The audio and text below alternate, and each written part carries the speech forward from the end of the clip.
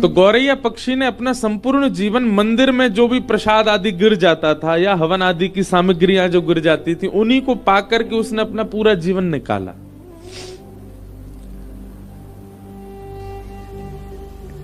कुछ समय बाद उसके छोटे छोटे अंडे हुए घोंसले में। गौरैया पक्षी जाता मंदिर परिसर में, कहीं कोई यज्ञ हो रहा होता, किसी व्यक्ति के हाथ से प्रसाद गिर जाता या लोग बाग दाना डाल देते, तो मंदिर परिसर से ही इकट्ठा करके वो पाता था। छोटा सा पक्षी होता गौरैया। एक दिन ज्वार भाटा आया, प्रचंड ज्वार भाटा समुद्र में, और उस ज्वार के कारण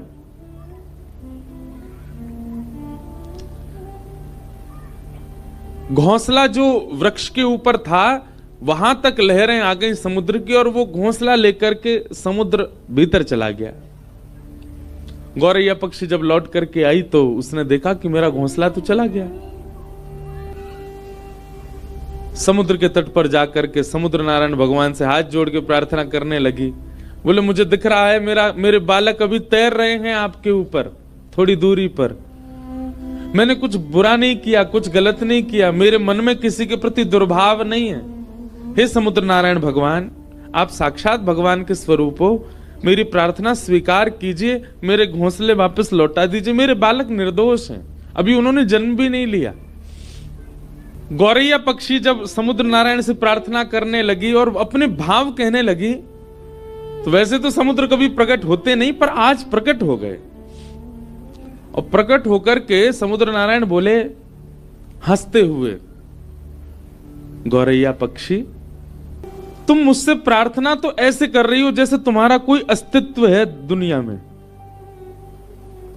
तो गौरैया बोली, मतलब?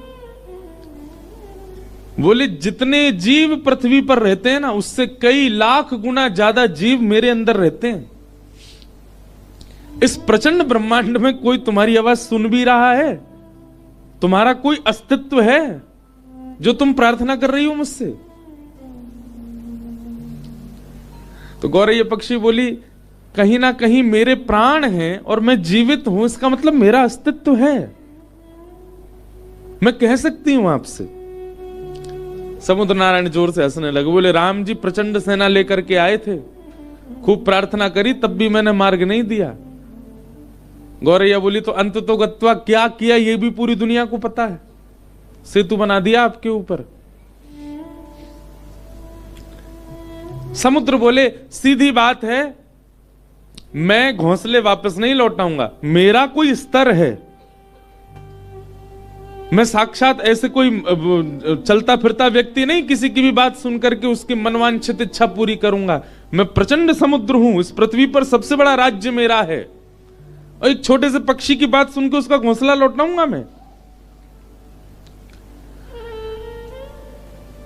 गौरैया पक्षी बोली, आपको वैसे तो लौटा देना चाहिए, पर फिर भी आप जिद करेंगे तो फिर मैं भी जिद पे आ जाऊंगी। तो समुद्र नारायण और ऐसे, तुम जिद करके क्या करोगी?